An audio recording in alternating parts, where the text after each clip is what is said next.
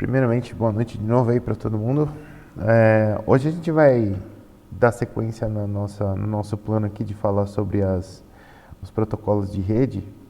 E hoje a gente vai falar sobre um outro protocolo de rede, que é o protocolo Profibus, né? Então a gente vai falar sobre o Profibus DP e PA, e depois a gente vai falar sobre um outro protocolo que se chama FMS, que ele é bem parecido com o Profibus. Essa rede Profibus, ela é uma rede Fieldbus, do tipo Fieldbus, aplicada a processos, né? Então, lembra que a gente viu a rede Fieldbus nas aulas passadas, e a rede Fieldbus, ela tinha dois níveis, né? Ela tinha um nível mais baixo, que era um nível próximo da aplicação ali, que era a Process Fieldbus, acho que era Device Fieldbus, e depois tinha um nível mais alto, que era Process Fieldbus. Né?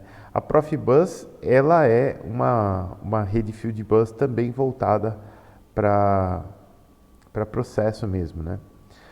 Então, ela é uma rede do tipo bus, de comunicação 100% digital e que se comunica com os dispositivos de campo inteligentes, né? Quando você tem comunicação digital, normalmente você vai se comunicar com dispositivos inteligentes. Ela faz parte de um dos tipos de rede I/O Bus, e a gente vai ver os detalhes dela na aula de hoje de rede Profibus DP, IPA e FMS. Então, olha só. Esse Profibus aqui, ele é uma contração de Process Field Bus, por isso que a gente chama de Profibus, né?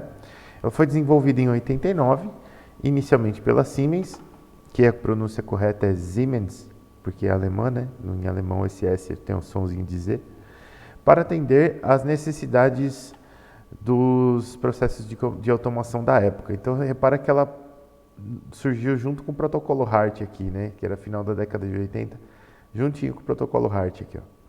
Ela é particularmente indicada para aplicações rápidas, nas quais o tempo é crítico e envolve comunicações complexas. Hoje é um protocolo aberto, né, e independe do fornecedor, então se você pegar alguma coisa que se diz compatível com Profibus, você vai conseguir botar ela em uma rede Profibus. Ela segue aquele protocolo OSI, que é aquele protocolo de 7 camadas. Na verdade, a maior parte das redes acaba seguindo uma parte do OSI, né? Porque aquilo lá prevê tanto problema que a maior parte acaba seguindo. E ela suporta cabeamento único do tipo dorsal com blocos de sensores com múltiplas entradas, interface para operação de dispositivos inteligentes e redes e subredes menores como a Device I/O, ASI. Essa Device I/O aqui é uma rede que suporta sinais de bem poucos bits mesmo. Ela é uma rede para sinal digital muito rápido, né? E esse cabeamento aqui suporta aquele dorsal, né? Aquelas redes que tem aquele backbone. Quando a gente estava vendo topologia de rede, a gente viu redes que tem backbone. Essa é uma delas, né? Então você tem uma dorsal e a partir da dorsal você vai conectando os dispositivos. Beleza, vamos lá. Sobre a família Profibus. Então tem 3 tipos de protocolos Profibus que são os mais utilizados. Esses tipos são o DP. Esse DP aqui, esse DP vem de Decentralized Periphery, né? Então ele lida com comunicação rápida de drives, entradas e saídas remotas, que a gente chama de Remote I/Os, e é muito utilizado em automação de empresas. Então essa Profibus DP, ela trabalha com uma comunicação bem simples mesmo, né? Uma comunicação bem de poucos bits e ela é bem rápida. Ela pode possuir múltiplos mestres, mas cada escravo só pode ter um mestre, né? Então você pode ter um monte de mestres, mas quando você chega no escravo ele responde para um mestre só. Todos os mestres podem ler dados de todos os escravos, mas apenas um mestre pode enviar dados àquele escravo. Então, repara que você tem uma distinção de mensagem, né? Porque ele fala aqui, ó, todos os mestres podem ler dados de todos os escravos. Então, todos os mestres têm acesso aos escravos, mas apenas um mestre pode enviar dados àquele escravo, né? Então, se é uma requisição de leitura de dado, qualquer mestre pode fazer. Agora, se é uma requisição de alteração, por exemplo, de uma característica daquele sensor inteligente, aí tem um mestre específico que pode fazer aquilo, não são todos os mestres, tá? Depois tem a Profibus PA, que é a Process Automation, né? Então ela é geralmente utilizada para conectar dispositivos de campo, mas esses dispositivos de campo eles são dispositivos mais complexos, né? Quando a gente fala da PA, a gente está falando de dispositivos mais complexos, né? Ela difere da DP em 3 campos. Primeiro, o cabo do bus pode alimentar os dispositivos, né? Na PA, ela suporta os dispositivos em áreas com risco de explosão, porque o cabo ele é um pouco diferente, ele é blindado, né? Então você pode você tem uma proteção contra a explosão aí na Profibus PA, que na DP você não tem. E a transferência de dados na camada física utiliza esse protocolo IEC 61582, que permite maior liberdade na topologia do bus e segmentos de cabo mais longos, né? Então isso daqui é uma coisa bacana também. Essa questão dos segmentos de cabo, depois vocês vão ver que eles têm aqueles... é que nem um aparelhinho intermediário para você conseguir estender o cabo, igual na rede Field Bus, quando a gente viu, né, que ele tinha também esse aparelhinho. Mesma coisa. E depois eu tenho essa Profibus FMS, que é a Profibus Field Bus Message Specification, que é um formato de mensagens P2P que permite a comunicação entre mestres, né? Porque se a rede pode ter vários mestres, você pode, por um acaso, querer fazer a comunicação entre os mestres, né? Isso também é possível. E acaba que só um mestre pode mandar mensagens para um determinado escravo, né? Apesar de todos os mestres poderem ler daquele escravo, mas eu posso pegar um mestre e fazer com que ele mande outro mestre alterar alguma característica de um escravo. Então fica meio que, assim, fica mais difícil de você alterar características dos escravos, né? Você cria uma camada aí de proteção, mas não é impossível, né? Você, no fim das contas, você consegue fazer essa alteração a partir dos mestres aí. Ela permite até 126 nós, podendo ser todos os nós mestres, porque ela é um formato de comunicação entre mestres, né? Então, nada mais justo. As mensagens possuem mais cabeçalhos do que as das redes Profibus DP. Por quê? Porque a comunicação entre mestres ela não precisa ser tão rápida assim, né? Então você pode enviar mais informação, né? A informação é mais longa, você vai ter mais cabeçalho, é normal, isso acaba acontecendo. Quanto mais longa a informação, no fim das contas, maior a quantidade de cabeçalho e talvez o tail da mensagem, né? Que nem o cabeçalho, só que fica no final, que você pode ter lá também.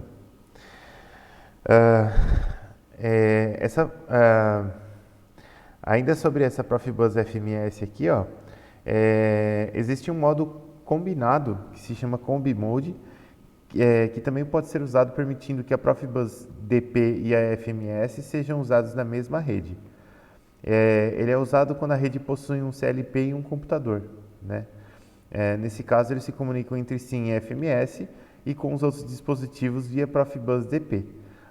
Faz todo sentido, né? Porque entre os mestres você vai fazer comunicação em FMS e com os dispositivos você faz na Profibus DP, né? Você pode ter um modo combinado, uma rede que tem os dois modos de comunicação combinados.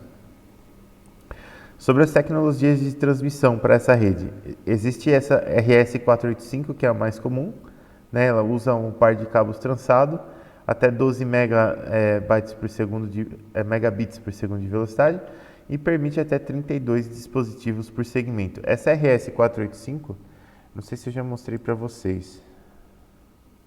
Eu até acho que já. Novidades Google Chrome, olha só. RS485. Isso aqui é um padrãozinho, né? Existe essa interfacezinha aqui, ó. Vamos ver em imagens aqui. Existe essa interfacezinha aqui, ó, para você fazer comunicação com esse RS485. Então você tem cabo de par trançado aqui e você consegue fazer comunicação aqui com aqui no caso com USB, né? Mas você pode fazer comunicação com um monte de coisa aí. É uma comunicação bastante comum que você tem nos meios de automação. Então aqui, ó, tecnologia de transmissão. Você pode ter a RS485, você pode ter a RS485IS, que ela tem a proteção contra explosão, né? Então, até pelo fato de ter essa proteção contra a explosão, você tem níveis de tensão e corrente controlados, até para evitar faiscamento, é, indução eletromagnética em dispositivos próximos e coisas assim. E eu tenho também essa tecnologia MBP aqui, que é a Manchester Coding Bus Powered aqui, né? Que é um protocolo síncrono com velocidade de até 31,25 kilobits por segundo e que acaba sendo muito utilizado na indústria química e petroquímica. Lembra desse Manchester Coding aqui? Que ele dava um jeitinho de passar, junto com a mensagem, ele passava também o clock, para você poder sincronizar o clock do emissor e do receptor, né? Então, essa é uma tecnologia que você pode utilizar, mas aí o que acontece? A sua velocidade de transmissão de dados cai muito, né? Enquanto na RS-485 você tinha 12 megas por segundo de velocidade, aqui você tem 31,25K, né? Mas acaba sendo muito usado. Dependendo da aplicação, você realmente não precisa desses 12 megas de velocidade, né? Acaba sendo um pouco exagerado. Então você pode utilizar um outro protocolo sem ter muito problema. E você pode usar aqui também para transmissão fibra ótica. Tudo isso aqui é camada física, né? Você pode também usar fibra ótica. Ela é usada nos casos nos quais a interferência eletromagnética é crítica e requer que todos os dispositivos da rede sejam compatíveis com fibra ótica na camada física. Lógico, né? Se você não pode conectar fibra ótica num conector elétrico lá que não vai acontecer nada, né? Mas isso é especialmente interessante para algumas aplicações e eu já passei por esse problema. Quando a gente foi fazer, eu fui, né, quando eu estava lá na Unicamp e eu fui, a pedido do meu orientador, eu fui ajudar a fazer uma medição em uma bomba da Sulzer, né, que estava sendo testada lá em Jundiaí. E acontece que essa bomba, ela é tocada por um motor elétrico gigante, né? E esse motor elétrico, ele, quando a gente dá uma partida nele, é um motor assim de milhares de cavalos de potência. Eu não me lembro exatamente a potência dele, mas eu lembro que a tensão de armadura era 13 kV. Era um negócio bem gigante assim. O motor era muito grande, ligava, tremia o chão, era um negócio absurdo. E para poder tocar a bomba lá, tocava com esse motor elétrico gigante. Até a Siemens fazia um inversor de frequência especial para esse motor lá deles e tal. E aí o que acontece? Quando você ligava o motor, justamente pelo fato de você ter essa aberração de potência elétrica aí, você acabava gerando um campo eletromagnético muito forte. E esse campo eletromagnético, ele desligava os dispositivos que a gente estava utilizando para fazer medição, né? Então, assim, ali a gente não tinha a possibilidade, mas se a gente estivesse utilizando sensores que tivessem comunicação através de fibra ótica, por exemplo, esse problema estaria solucionado, né? Porque não tem interferência eletromagnética, não vai fazer nada com o sinal da fibra ótica ali, absolutamente nada. O sinal vai passar bonitinho, ileso ali. Beleza, o que mais? Sobre o protocolo Profibus em automação. O que a gente tem? A gente tem aqui, ó, aqui embaixo, ó, você tem os níveis Profibus principais. Então você tem o DP e o PA, né? A Profibus DP, ela vai mexer com dispositivos mais simples, né? E, na verdade, a DP não, a PA vai mexer com dispositivos mais simples, e a DP mexe com dispositivos um pouco mais complexos, né? Então, para PA, você tem aqui o padrão de 12 megas para DP, você tem o padrão de 12 megas por segundo aqui de velocidade, porque você vai precisar, você tem Remote I/O aqui, por exemplo, então você vai ter várias entradas e saídas aqui acontecendo e tudo mais, você vai precisar de mais velocidade. Aqui do lado de cá, eu tenho alguns atuadores e até alguns sensores, mas que produzem saídas menores, né? Então essa Profibus PA aqui, ela vai te dar uma velocidade de conexão bem menor, né? Para você transmitir o seu dado aí. Mas ela tem todas as questões lá de segurança e tudo mais. E aqui a gente tem esse aparelhinho aqui, ó, que se chama Segment Coupler, né? O que esse cara vai fazer? Ele vai fazer justamente a conexão desses dois tipos de rede aqui para você poder se comunicar aqui com a rede aqui superior. Então, se você subir um nível, aqui a DP e a PA estão bem nível chão de fábrica mesmo. Se você subir um nível, você pode ter os mestres aqui, né? Então, você vai ter um computador, você vai ter uma HMI aqui, interface humano-máquina, né? Então, eu tenho interfaces, pode ter um sistema supervisório, pode ter um computador, pode ter uma CLP.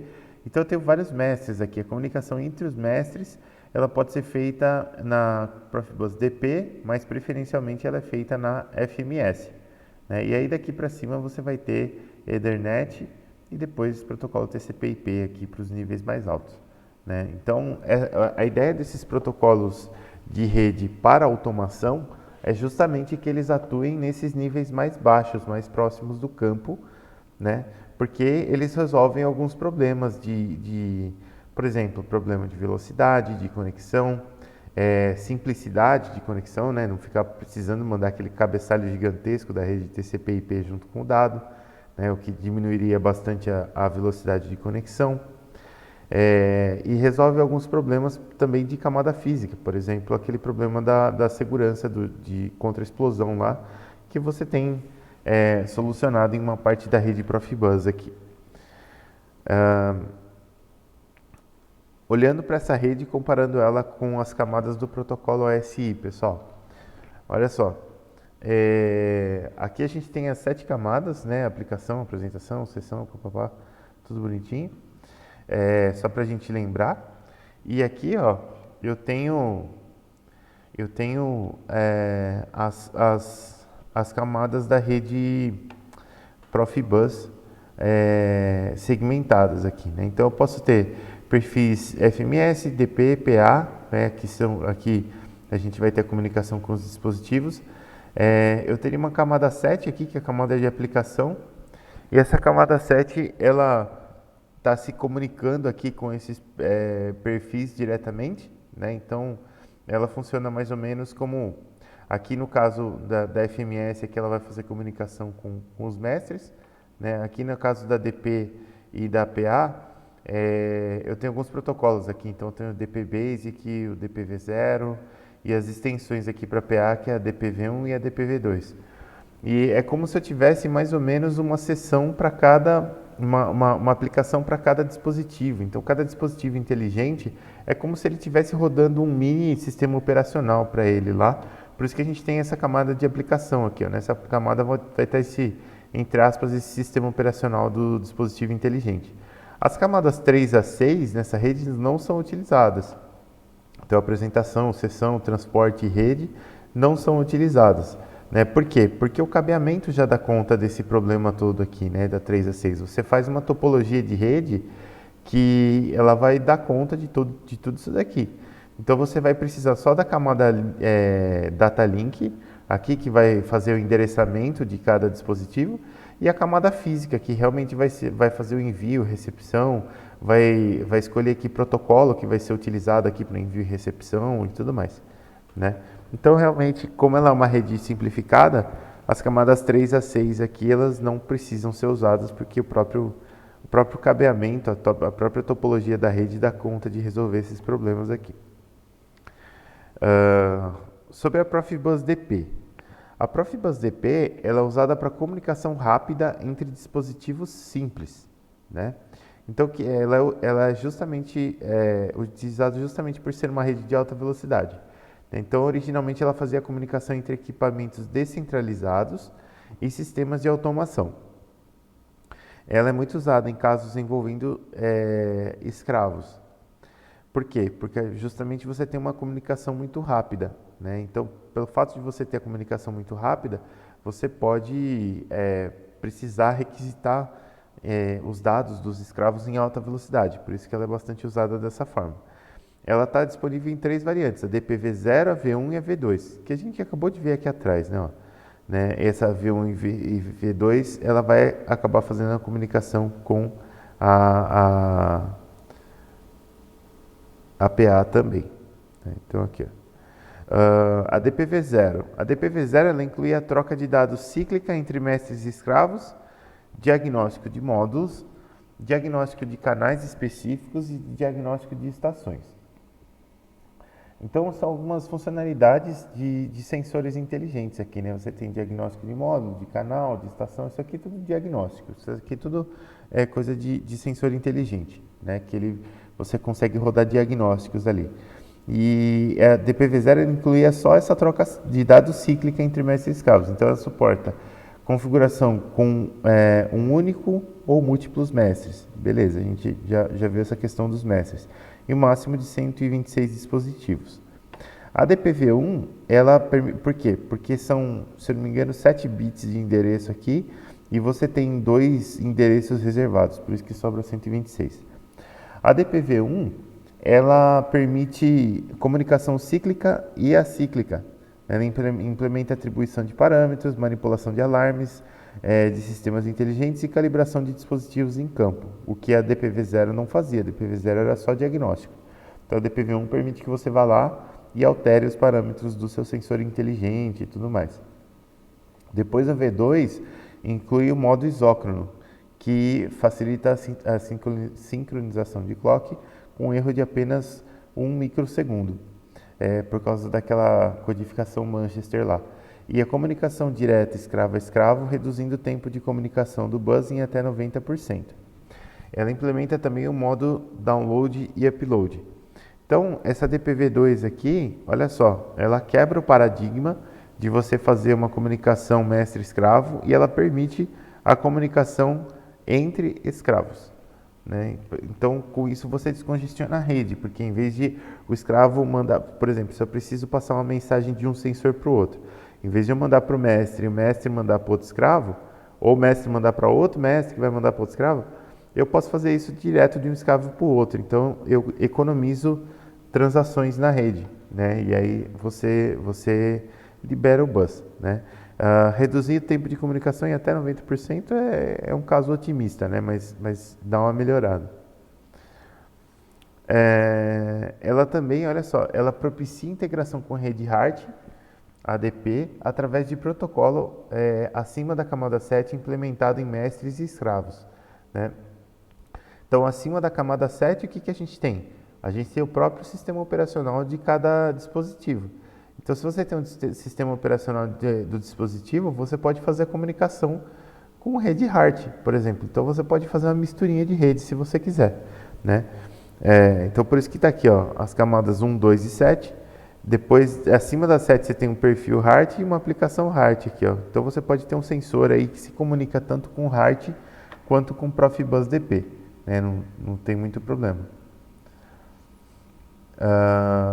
Indo agora para Profibus PA, é aquilo que eu falei para vocês. O DP pode ser para instrumentos simples, mas a PA, que é aquela que vai te dar aquela velocidade de 31K por segundo, é para os dispositivos mais simples possíveis, né?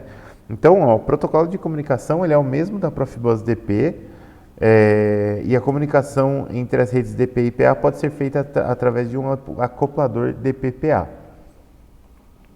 Ele é o mesmo mais ou menos, né? É só o protocolo, é só na camada alta. Nas camadas mais baixas ele é diferente. As 3 principais diferenças da PA com a DP são, primeiro, que os dispositivos são alimentados pelo cabo do bus, né? Então, na Profibus DP você precisa passar o cabo da rede e você precisa alimentar o dispositivo separadamente.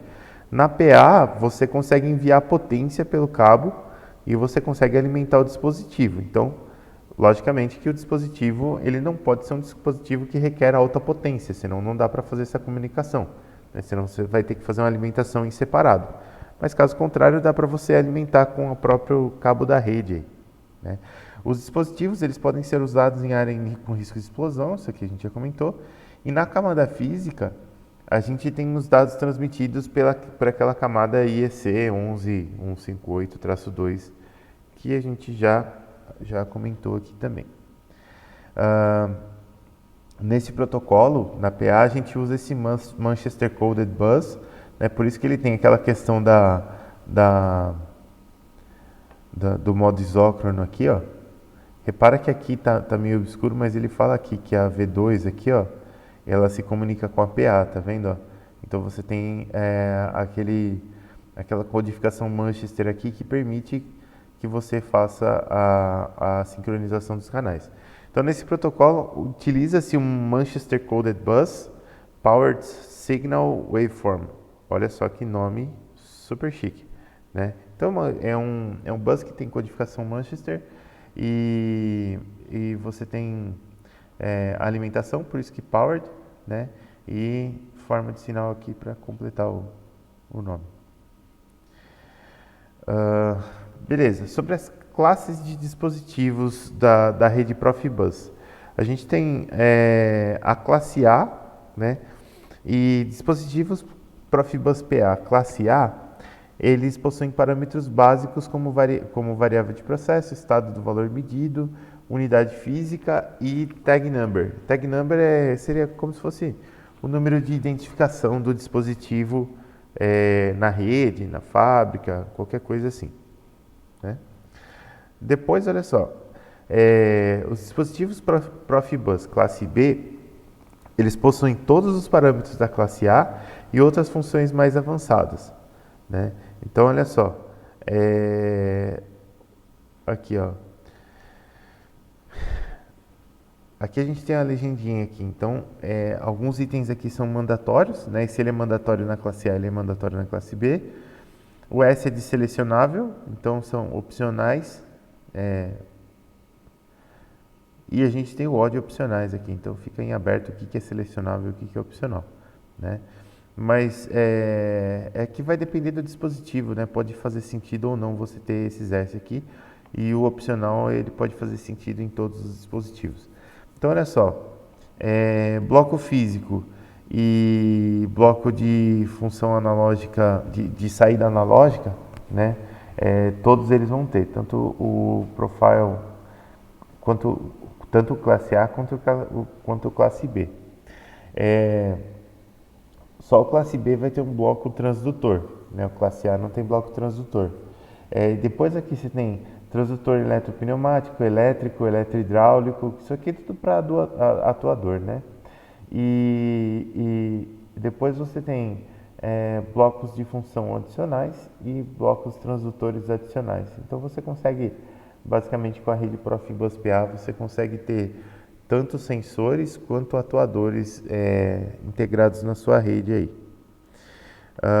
E aí, aqui você tem mais ou menos a carinha de como que funciona esse dispositivo Profibus internamente, né? Então, você tem um modelo de blocos aqui que ele é utilizado para descrever as características e funções de um ponto de medição. Então, o que você vai ter aqui, ó? Olha só, ele é um diagrama um pouquinho complexo aqui, ó. Você vai ter, a partir do processo aqui, você vai, olha só, você tem um escravo aqui, então você vai ter um bloco transdutor, né? Esse bloco transdutor, ele vai ser basicamente o seu sensor, né? O seu sensor ele vai estar aqui, então você vai receber a variável de processo, você vai medir essa variável de processo, e aí essa variável de processo ela pode passar por blocos funcionais aqui e blocos físicos, né? Para que você consiga fazer aquelas questões de conversão de sinal. Então, eu posso querer fazer um tratamento desse sinal, eu posso querer fazer uma linearização, eu posso querer fazer um tratamento de ruído, eu posso querer fazer uma quantização. Fora que eu vou ter que fazer a conversão AD também, né? O sinal é analógico, tem que virar digital. Aí, ó, tudo isso daqui e outras características do seu dispositivo vão se comunicar com essa camada aqui da Profibus DP e PA, né? E aí daqui você vai ter a comunicação com a rede através de protocolos cíclicos ou acíclicos, né? Então você vai ter aqui, ó, basicamente a parte física, né? Que ele chama de diretório aqui, depois eventos de diagnose, eventos de operação, parametrização e valores de processo ou status aqui sendo enviados para a rede. Então tem um processinho aqui que que o sinal físico passa para chegar lá, a gente não precisa se importar muito com isso daqui. Muito obrigado por ter assistido esse vídeo até aqui. Se você chegou até aqui e gostou do conteúdo, considere se inscrever no canal, deixe seu like, deixe suas dúvidas aí nos comentários e compartilhe esse vídeo com o máximo de amigos possíveis, porque isso me ajuda muito a fortalecer esse canal, tá bom? Muito obrigado, galera, e até o próximo vídeo.